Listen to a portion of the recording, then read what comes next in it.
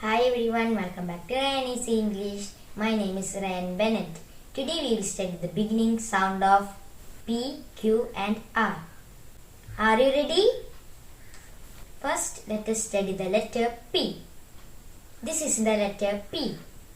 P makes the P sound, as in pig. Can you say P? Good. Next, let us study the letter Q. This is letter Q.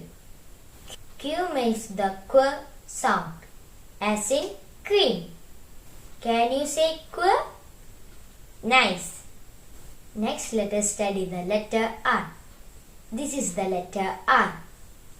R makes the R sound, as in rat. Can you say R? Very good. So today we learn the beginning sound of P, Q, R. P, Q, R. This is the end of the lesson 7. I will see you in the next class. Bye. Thanks for watching.